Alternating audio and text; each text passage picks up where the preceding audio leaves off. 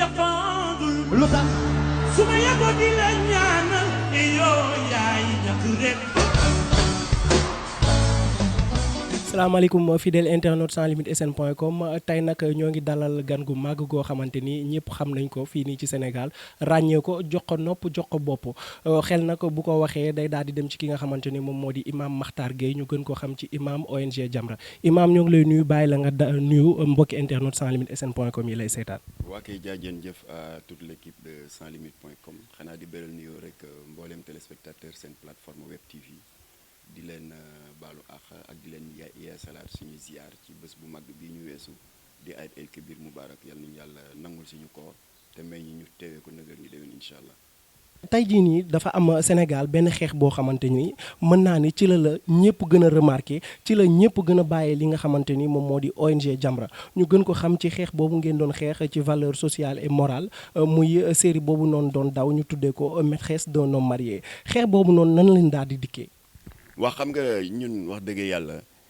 pànkuñu wala waanewuñu waane bu day ni ñuy bëgg a tànnal mag ñi lu ñu war a seetaan ak lu ñu warul seetaan kon Jamra amul prétention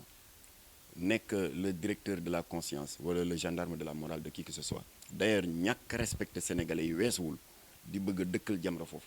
ñun adultes yi itteeluñu parce que comme yéen ni ngeen ko yàggee di faral di wax dans votre jargon professionnel les adultes sont majeurs et vaccinés itteeluñu li ñu itteel mooy tout tànk yi te série bi da doon daw à une heure de grande écoute nga toog say doom say jarbaat mu am benn actrice ci biir film bi yéen a ko seetaan benn moromam di ko yadd naan ko waaye diw bàyyil góor gu ñëw nga séq ak moom na nga arrangé wu mu ne ko sama lii maa ko moom ku ma neex laa koy jox loolu nga toog sa doom di seetaan loolu kàddu googu ñaaw na te looloo ci gën a tuuti seen agression bi ci gën a ñaaw ci biir koor gi la ndax boo respecté wul nit ñi au moins nga respecté koor bi pendant le ramadan ñu fay tourner film pornographique moo tax nag ñu attaqué leen attaqué bi nag dama ci bëgg a leeral dara ñun amuñu aucune volonté d'acharnement contre qui que ce soit parce que ñu bari dañu defee ne rek dañu viser maîtresse d'un homme marié déedéet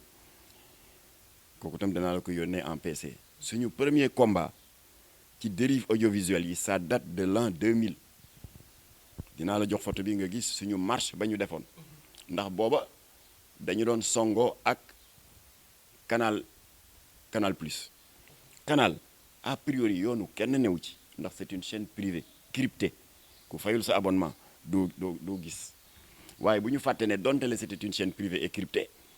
am na ay heures de diffusion bu ñu tuddee les heures de diffusion en clair boo xam ne dañ koy maye entre 18h et 20h créneau boobu moom la canal choisiroon pour dawal fa benn film bu bon bu ñu tudda confession érotique xam nga kooku tur bi rek àtte na boppam ñu jaar ak moom ci njëkk xam nga tubaab la faalewuñu ñu daal di jël li ñu yoon may Abdoulatif ne ma demal préfecture ne ko dañuy def autorisation dañuy marche contre tubaab bi di bëgg a yàq suñuy doom ñu daal di def marche bi mu bari mbooloo lool ba ñu pare ñu jël ñaari mémorandum bii ñu jox ko le ministre de la culture Mamadou Diop Decroix ba la ñu jox ko le président du HCA HCA c'est l'ancienne appellation du CNRA HCA c'est au conseil de l'audiovisuel yàlla na ko yàlla réew mu di le grand magistrat le professeur Babacar Kébé ñun ba ñu paree ñoom ñu daal di lëlu dugg en conclave au sortir de leur conclave ñu jox ñu dëgg non pas pour bëgg lu neex Jamra mais dañuy jox dëgg ginnaaw ñoom au conseil de l'audiovisuel ñu daal di dañuy sukkandiku ci texte yi notamment la loi 98-07 du 3 mars 1998 bi nga xam ne moom mooy fixer préciser les objectifs assignés au Haut Conseil de l'audiovisuel en matière de protection de nos valeurs et de la défense de la santé mentale et morale de nos enfants ci loolu la gars yi sukkandiku ne tubaab bi arrêté lii tubaab bi bañ ñu fëgg ko amende 3 millions ba pare arrêté kii bi alors ça c'était le 19 août 2000 booba ana waa maîtresse d'un homme marié booba demee ñu ngi doon raam wala ñu ngi doog a dugg école ñoom y a des gens qui nous reprochent même d'avoir été trop indulgents ba tax na ñoom bi CNRA atte daf ñu jox dëgg daal di ne li Jamra wax yëpp am na y a la pornographie verbale il y a l'apologie de l'inceste et la glorification de l'adultère kon yéen a tooñ kon léegi na ngeen dindi yooyu yëpp épisode yi jàll moom béy woy na mbuus mais yi ñëwagul na ngeen ko dindi ñu jël engagement ba pare respecté wuñu ko ci biir koor gi lañ ko violé wax naa la ko sànq jàllale yu bon voilà léegi nag jot nañ seen dernière mise en demeure donc dañu ne en sursis bu ñu fi defee lu mel noonu y a l'amende financière et y a l'arrêt de la série alors donc ma préciser rek ne que ñun amuñu aucune prétention pour tànnal nit ñi lu ñu war a seetaan wala lu ñu war a seetaan je répète que xale yi mooy suñu préoccupation ndax heure yooyu ñu koy diffuser suñu doom yaa ngi toog te ñoom waa 2S ak waa maître de nos mariés dañu lànk ne du ñu def le pictogramme de limitation d'âge xam nga boo defoon pictogramme bi ne interdit au moins de 16 ans wala nangam bu commencé rek yow père de famille nga xam ne lii ça peut être choquant pour les enfants nga ne xale yi dem leen tëddi mais lànk nañ ne du ñu def loolu. Deuxièmement mais est-ce que du ñu reculer l'heure de diffusion fekk xale yi tëdd. comme que lànk nañu nag. CNRA dóor leen mise en demeure ils sont en sursis bu ñu ko defaatee rek sanction financière bi daw. mais est-ce que pictogramme boobu ngeen doon réclamer pour ñu insérer ko ci est-ce que loolu film mën naa daw ba ci digg ba nga ko ciy insérer wala ci début film bi nga ko war a indee loolu noonu. non loolu épisode yi ñëwagul il est parfaitement possible te technicien yi nga àndal xam nañ li may wax su paree da ngay def benn superposition jël série bi yokk ci à l'angle de l'écran à gauche wala à droite ak fu la neex nga def ci benn cercle bu ndaw rek ne interdit au moins 2. mais tey loolu proposition la boo xamante ni aussi da nga koy def da nga koy defal aussi ñi nga xam ne yéen a seq liggéey bi mooy maanaam sponsor yi est-ce que ñoom dinañ d'accord loolu tamit. wax ji xam nga nag ndekete c'est après qu'on a compris leur refus la raison de leur refus ñoom les producteurs de maître de nos mariés xam nga daal sponsor bu gisee que dafa bëgg dugal xaalisam ci benn série benn téléfilm pour jaay mayonnaise wala benn produit de consommation ceeb suukar boisson bëgg ko siiwal. day bàyyi xel ci li nga wax de c'est-à-dire film yi bu bare ay restrictions naan waaw interdit au moins de nangam et puis balaa ñu koy diffuser foog xale yi tëdd day xaw a kii parce que xam nga sponsors yi c'est des capitalistes xaalis moo leen intéressé waaye bu ñu gisee ne restrictions yi bari na rek ils se retirent kon ñii loolu lañ doon sàmmale moo tax ils ont refusé de mettre le pictogramme ils ont refusé de reculer l'heure de diffusion du film mais nag moomu ñu nit ki doo am ay milliardaires yu nekk sa ginnaaw nga ne lu ma neex lay jàllale sama yoon new ci kooku tooñ la produit audiovisuel yi dugg ci yóoru xale yi produit de consommation la kon ñun en tant que père de famille et consommateur nous avons des droits et des enfants à défendre am nañu droit bu dee maîtresse d'un homme marié jàpp nañu ne mu ngi yàq ji ko xale yi ñu taxaw ci léegi nag on espère que waa maîtresse d'un homme marié dinañu sàmmonte ak texte loi dëkk bi ndax dëkk bi dafa am yoon dëkk bi du ay milliardaires ñoo ko yore wala ay borom yi centaines de millions di def lu leen neex di fa dugal pour répandre la débauche et la perversion loolu amu fi dëkk bu am ay valeur la yàlla dogal na ñun modestement ñu ngi bokk ci ñi sàmm valeurs yi kon nag ñoom nañu góorgóorlu respecter seen i engagement jàmm ne ñooy et je les remercie au passage parce que Massamba Ndour le patron de Marodi TV 7 cinéma fi ànd ak Khadija Sy la scénariste ma ne leen nous on n'a rien contre vous on défend des principes ma ne ko maa ngi jël exemple ci seen naataango Cheikh Tidiane Diop yàlla na ko yàlla yërëm te def jàlloore yu mag ci daaray Kocc moom def liggéey na ci benn série bu ñuy wax defe naa Bax je me souviens plus du nom en tout cas 5-6 épisodes là qui parlent des dangers de la drogue mais ba série ba jeexee y a des gosses qui sont venus nous voir ñun Jamra ndax xam nañ ne Cheikh Tidiane suñu xarit la ne ñun day seetaan nañ série bi waaye doy na waar ndax man mii di wax ak yow damay drogué wu waaye acteur principal bi ni mu meloon yiw correct nekk un cadre compétent bëgg jabaram bëgg doomam bëgg famille am jékki-jékki dugg daje grand xaa mu dugal ko ci mbirum drogue mu xaabaabal ci ba jikko ji yàqu il était devenu violent commencé di mbéj jabaram te daawu ko def ñu mujj ko dàq fa mu doon liggéeyee parce que le taux d'absentéisme était très élevé man day wax dëgg yàlla man diw damay drogué waaye bëgguma egg foofu moo tax ma ñëw seet si leen yéen waa Jamra kon voilà une série qui a réussi doublement d'abord la série s'est fait le reflet fidèle d'une réalité de la société sénégalaise parce que li filmu Cheikh Tidiane Diop di wax am na drogue bi yàq na étudiants yi yàq na dëkk bi kan na su la noo xale yi tas na fi ay sëy kon ñoom ils n'ont été que le reflet ils n'ont rien inventé waaye ils ont réussi l'autre jalon mooy dañu jël scénario bi dañu jël thème bi articuler ko autour d'un scénario tellement intelligent que xale bu ko seetaan te daan drogué wu da nga siy mujjee jële jom ak yaddange ba da ngay ne lii dama ci bëgg a génn. Alors j'ai dit à Marodi yéen vous avez réussi le premier jalon yéen waa maîtresse d'un homme marié ndax lii ngeen di wax ci série bi am na infidélité conjugale réalité ci la ci Sénégal ma ne sama compagnie gi les tontons saay-saay la di déclarer seen jabar naan waaw dañu am séminaire sali nangam fekk ñu ngi jël doomu jàmbur boo xam ne mat na leen sax sët xale bu am 18 ans 19 ans luyel ko benn appartement 200 000 dëkk di njaaloo ak moom guddi ak bëccëg loolu am na fi ak yeneen ma ne kon vous avez réussi yéen waa maîtresse d'un homme marié vous n'avez fait que vous faire le miroir d'une réalité de la société sénégalaise am na waaye fa ngeen échoué da ngeen ko articuler autour d'un scénario qui valorise l'adultère qui fait l'apologie de la fornication te loolu ngor bu ko diine xaramal na ko waru leen ko tagg di ko daa rafetal da ngeen ko waroon articuler comme ni Cheikh Tidiane Diop defoon ci drogue bi ba nga xam ne ku ko seetaan te daan njaaloo di nga ne ah lii baaxul dinaa ko bàyyi waaye yéen c'est l'inverse vous avez encouragé des jeunes filles à se dire que góor ñi dañu bon kon man de bu ma amee jëkkër joo xam ne dafa jubadi man tam naa wuti far ça c'est un très mauvais signal c'est pour ça qu'on vous a combattu voilà léegi vous êtes en sursis vous devez savoir maintenant à quoi vous en tenir. d'accord ñoo ngi lay jaajëfal bu baax dafa mel ni kàddu yooyu nga yëkkati teg ko ci li nga xamante ni moom moo di série maîtresse d'un homme marié nga xam ne dafa jaaxaloon sénégalais yi daanaka leer na naa ñëw imaam bu ñu jógee foofu dañuy daal di dugg ak yow ci actualité li nga xamante ni moom moo ngi def buzz bu baax a baax ci réseaux sociaux yi ñu gën ko xam ci artiste boobu nga xamante ni moom moo tudd Ouzin Keita amaloon anniversaire fële na le ca CICES waaye li ci gën a frappé sénégalais du lenn du dul melokaan bi mu meloon ak colin gi nga xamante ni Ouzin soloon na ko ba ñëpp daat ciy jot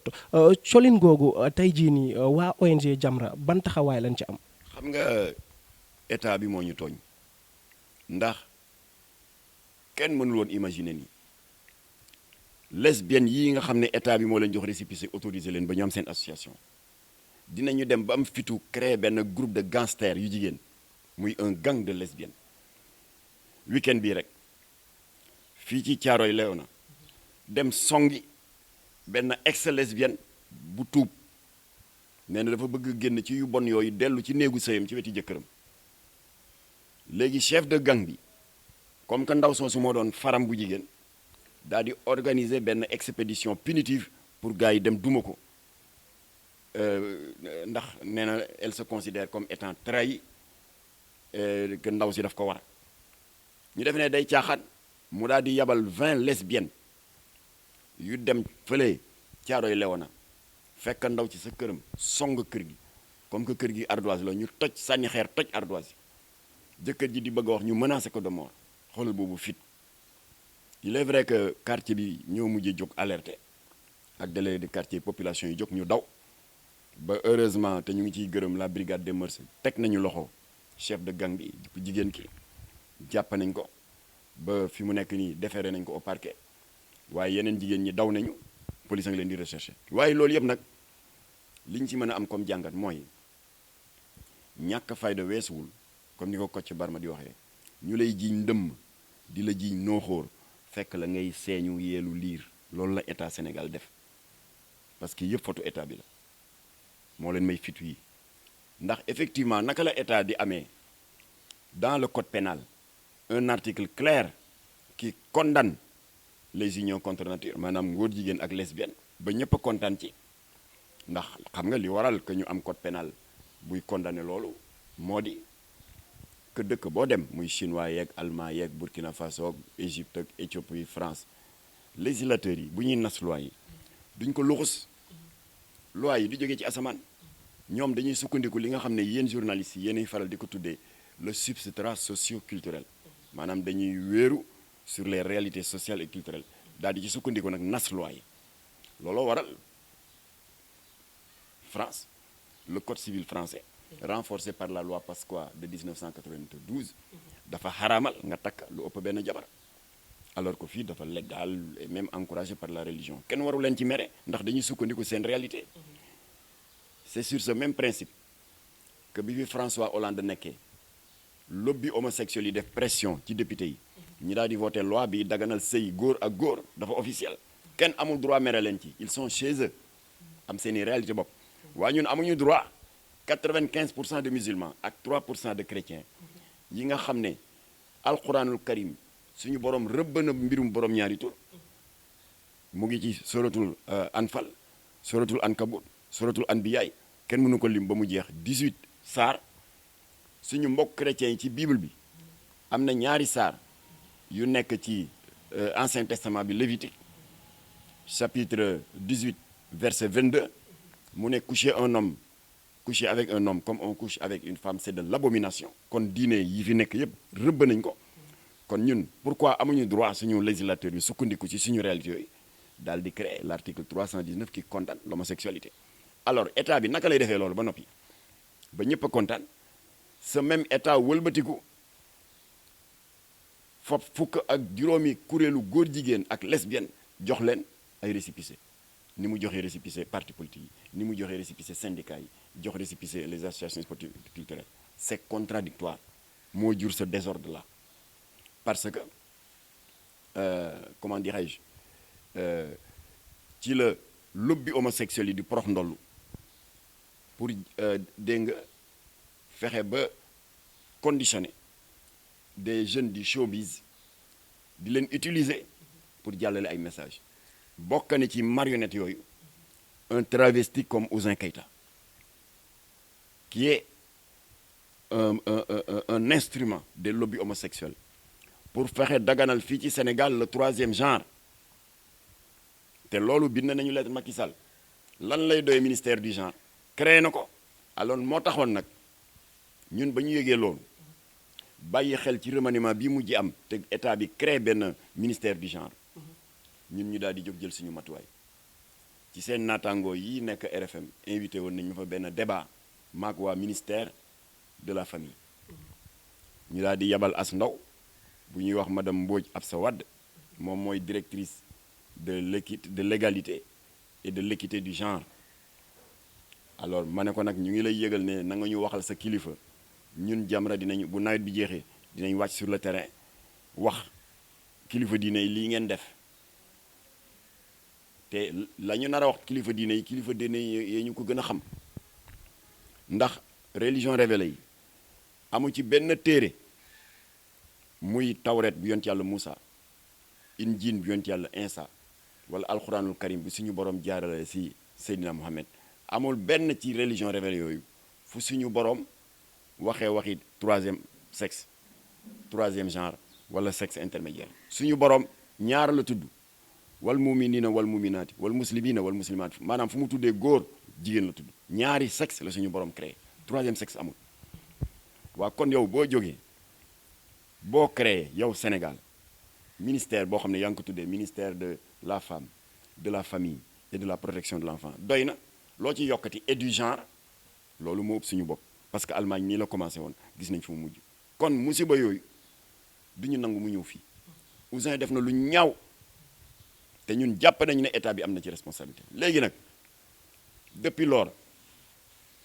Jamra ngi jot ay lettres ay messages ay SMS ay WhatsApp bu dul man di Imam Massamba naan waaw affaire Ouzin bi dégguñu ci Jamra te waa Jamra lépp lu yàq ci kuy d'habitude da ngeen di am réactivité lu xew maa ne li xew xam ngeen ko parce que yéen Sénégalais on ne sait pas ce que vous voulez ñun jóguñu fi woon pour des raisons que j'ai expliquées songa la série maîtresse d'un homme marié pas pour les adultes yi itteeluñu ndax dafay yàq xale yi porter leen plainte du yéen a jóg naan waaw Jamra da ngeen soxor fii du république islamique fii du Iran fii du Afghanistan waaw boo leen jógee sax bëgg a dal ci kaw maîtresse d'un homme marié quelle qu'en soit la raison pourquoi jiitalu leen waxtaan ñu ne on retient cette remarque coow Wally jib ñu jiital waxtaan ñu ne déedéet bul wax ak moom il faut ngeen xam lan ngeen bëgg coowu Ouzin jib ngeen ne lu tax Jamra waxul ak Ouzin moo tax je profite de n'est-ce pas de la plateforme de Sans Limites lancer benn référendum comme que nee ngeen Jamra waxul ci affaire Ouzin on vous renvoie la balle on va voir bu Sans Limites génnee vidéo bi ba mu jàll ci YouTube beeg partout on verra les réactions bu fekkee gis nañ ne que l'écrasante majorité ne bu leen wax ak Ouzin ñun ñu def li ñëpp di def parce que Kocc Barma nee na seetaan moo dàq cim ndaje c'est-à-dire croiser suñu loxo bàyyi Ouzin Keïta muy répandre la perversion et la débauche dans la jeunesse sénégalaise di yàq seen doom di yàq suñu doom waaye nag bu fekkee opinion bi dégagé na majoritairement ne lii du lu ñu war a seetaan lu ñu war a waxtaane la su boobaa ñu dem seeti ay way juróom ak ki manager waxtaan ak ñoom kon nag mel na ni kon chers téléspectateurs bu Web TV sans limite que la balle est dans votre camp ñu ngi leen di déglu waaw di leen gërëm di leen sant. kon ba léegi dafa mel ni Jamra jëlagul benn décision ferme ci li nga xamante ni moom la Ouzin Keita def naam sax gis nañ la nga génn ci benn interview boo xamante ni yow ak waa IGFM ñoo ko yéen a ko yaa ko amaloon ak ñoom nga ciy wax que ni Ouzin travesti la day promouvoir li nga xamante ni moom moo di troisième genre est-ce que kàddu yooyu tamit ëppul trop. dañu am ay preuves yu wér ni que Ouzin n'est pas seul dafa am ñu nekk ci ginnaawam loolu duñ ko nangu waaye sénégalais on ne sait pas ce que veulent les sénégalais. fi mu ne bu ma xëyoon dem toog ak Ouzin ñu ñëw waaw voilà léegi non seulement il est le conseil technique de Wally il est aussi le conseil technique de Ouzin Keita que veulent les Sénégalais ndax dañu war a bàyyi Ouzin muy yàq suñuy doom ndax Sénégal dëkku jàmm lépp dañ ko war a waxtaane ku réer du ñu jël yat ak jaas yi dem rey la dañuy dem waxtaan ak yow xëy na nga jubbantiku la preuve janvier 2016 Wally daf fi bëggoon a dugal loo xam ne musiba la ñun Jamra ñoo jëkk a yëkkati kàddu Sénégal gi yëpp ñëpp a ngi ne woon miig mooy Wally dafa xëy rek langal benn saagu jigéen mu nekk benn mode boo xam ne commencé woon na indi jeexi jaax ñuy daal di ko interpellé ginnaaw bi ma woowee way juróom yi jotuma ko dama dem ci média yi ne ko amuloo droit di mettre tes fans en danger daal di ko citeel 2 cas ndax xam nga fan sa jikko Baye Fall la am Baye Fall xamul demi mesure Baye Fall bu joxee boppam ci dara day joxe boppam ba jeex tàkk fan sa tam noonu la mel seen idole dañ koy toppandoo jusque dans ses moindres faits et gestes ma ne ko nag fii ci Liberté si 2 voies yi am na benn sa fans bu langal saag bi romb ay mécaniciens gis ko ay boy mécanicien góor jigéen la dóor leen dañ ko dóor ba ambulance ko jël si la même scène s'est reproduite et je prends Ahmed Aïdara à témoin fii ci weti hôpital Dalal Jàmm dañ ko dóor ndax saag bi mu langal ma ne ko nag comme que yow saag bi ay feemu artiste nga si jublu woon te yaa ngi am effet contraire bi ndax ñu ngi dóor ay nit di leen gaañ est-ce que jar na ko kon Jamra ngi lay ñaan nga sànni ko mais yàlla dogal mu déggal ñu ba mu demee Grand Théâtre dans les jours qui ont suivi parce que dafa amoon concert bu mu programmé woon de très longue date ci la ci profité télévision yëpp a ñëw def gros plan mu jël peeru ciseaux daal di daggat saag bi en 1000 morceaux coow li jeex loolu waxtaan na ko waral waaye taxawuma di ko saaga ak di ko nangam alors li xew tamit ci t-shirtam bi c'est la même chose dañ ci doon ut waxtaan pour que jàmm am ci dëkk bi rawatina ils avaient porté plainte à un imam te ñun mënuñu supporter un imam ñu di ko toroxal di ko traîner devant les tribunaux jàmm moom lañ doon doxi mais gis nga tout le tollé qui s'en est suivi Wally kenn du wax ak moom waa léegi affaire Ouzin Keita jot ñu ne waa doo leen wax ak Ouzin waa mais imam est-ce que nekkul lool noonu li ko waral du lenn lu dul interview yi nga amaloon ci coowal Wally Seck li maanaam nee nga bala ngeen di defati dara da ngeen di jiital li nga xamante ni moom moo di waxtaan ca série maîtresse d'un homme marié sénégalais yi gisuñu leen ngeen jiitaloon waxtaan parce que dañoo xëy rek dégg Jamra déposé na plainte. d'accord naa ak yow xam nga loolu tax ma ni reproche bi ñuy sénégalais yi def d'accord naa ci parce que nit matul def nañ suñu mea culpa daal ne d'accord avant ñuy song maîtresse d'un homme marié waroon nañ jiital waxtaan kon léegi bu coow amatee dinañ jiital waxtaan coow Wally ñëw ñu jiital waxtaan ñu ne lu tax ngay wax ak Wally coow Ouzin Keita ñëw ñu ne tekk di leen seetaan ñu ne waaw lu tax waxu leen ak moom voilà le peuple sénégalais boo defee ñu wax boo deful ñu wax mais comme que noonu la nañu def la nga xam ne rek moom la ñu suñu conscience dicté dëppoo ak ngor dëppoo ak suñu diine voilà moo tax nag affaire Ouzin Keita bi le bureau exécutif va se réunir xool ban stratégie la ñuy def parce que lii muy def ça ne peut pas continuer du ñu mën a nangu benn waay buy ut xaalis nekk genre xuusma ñàpp sol yëre yu multicolore yoo xam ne kenn xamul robb la wala kenn xamul yëre lan la xale yi daw riir wuti spectacle bi di ko seetaan di jàppane lu normal la te fekk musiba la buntu ngóor jigéen la c'est un acte de travesti boo xam ne bu ñu continuer di ko seetaan li xew Allemagne moo fi am c'est-à-dire dinañu daganal créer troisième sexe le troisième genre loolu kenn du ko seetaan voilà léegi le bureau exécutif va se réunir nous allons prendre une décision et nous allons agir voilà soit ay mbokkam la ñuy seeti ndax am na ay mbokk soit ay manager am wala moom ci boppam alors su boobaa nag nous ne manquerons pas d'informer la presse de la décision qui a été prise incha allah.